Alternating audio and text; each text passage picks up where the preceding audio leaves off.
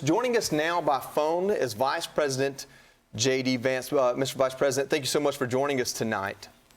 Yeah, of course. Good to be with you. This seems like you guys have gotten this to the finish line. It seems like there's an actual peace deal, at least at the moment, that's agreed upon and ready for signing. I'd love for you to tell us your thoughts on it. Well, first of all, I do think it's a big moment for the United States of America, thanks, of course, to the president's leadership and the hard work of the entire team. Three things that I think are important for the American people just to appreciate about what this deal does for all of us as Americans. Number one, this is the immediate opening of the Straits of Hormuz and, of course, the lifting of the naval blockade that we've had on Iran along with it. The number two thing that it means is that Iran will never have a nuclear weapon, and not just pursue a nuclear weapon, but procure or try to buy a nuclear weapon as well. That's built into this agreement. And then the third thing is, and this only happens, to be clear, if Iran delivers on their promise. And so there's an approach here where we verify and where there are real benefits so long as Iran meets their end of the obligation. But if the Iranians comply with this deal, it is going to fundamentally transform the Middle East for the next 50 years. It's going to end the war. It's going to make the Middle East more investable. It's going to mean a lot of prosperity, lower energy prices for the American people. This region of the world has been a basket case for my entire life and longer than that. And what the president has really set us to do is to certainly eliminate the nuclear threat of Iran. That's done. But now possibly to build to a new era of Middle East prosperity and success, where it's not a region of the world where the United States has to worry about so much, but where, frankly, we can generate a lot of prosperity for the American people out of that region. That's a very, very big win, and it all happened because the president stuck with it. Mr. Vice President, first of all, congratulations. It's a great day for our country on President Trump's birthday, no less.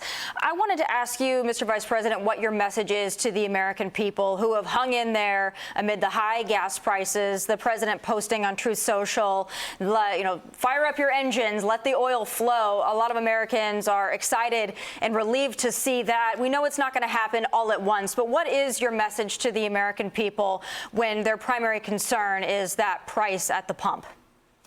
Well, I guess my primary message to the American people is thank you. Because of your patience, I think that we've solved the problem that has plagued this country again for well before I was even born, which is a terrorist supporting Iran that was pursuing a nuclear weapon. We are now at a place here where we can say with confidence they're not going to get a nuclear weapon. And again, if they comply with the broader elements of the deal, this entire region, I mean, think about this. For 40 years, if you've heard about the Middle East as an American, you've heard about war, you've heard about terrorism, you've heard about the constant chaos of the region. What the president has done is created the real space to transform that region, cooperation between the Gulf Arab allies and the Israelis, and now hopefully a new era with the Iranians. Again, we're going to verify and ensure that they're meeting their end of the bargain, but this is just a great thing for the American people.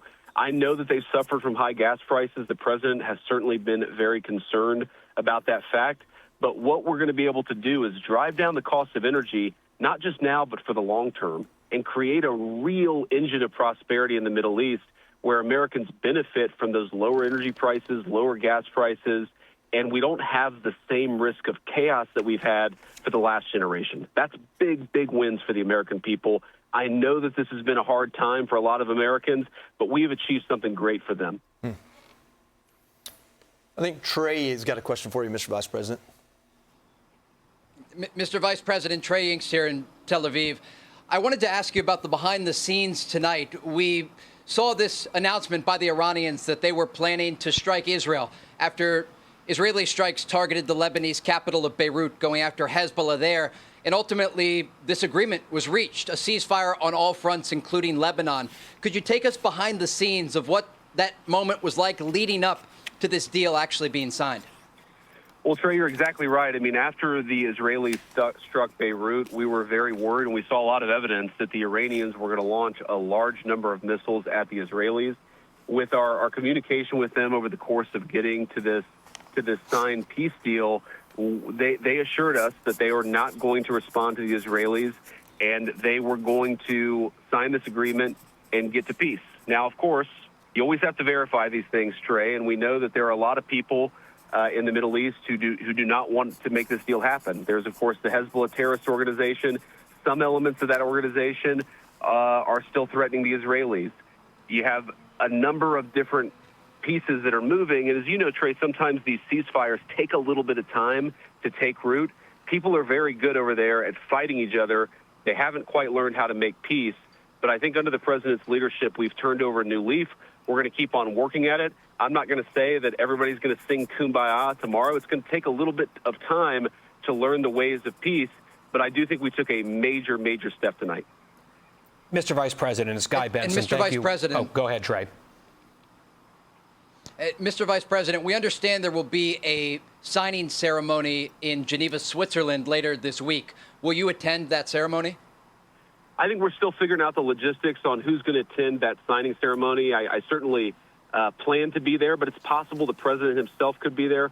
We'll figure it out, Trey, but what we know is that we've got a lot of work to do, but a very big win for the American people tonight. We're just going to keep on working at it, keep on driving energy prices down, keep on ensuring that that region of the world is less of a basket case, and finally, and most importantly, celebrate the fact that I think we can say with confidence Iran will never have a nuclear weapon.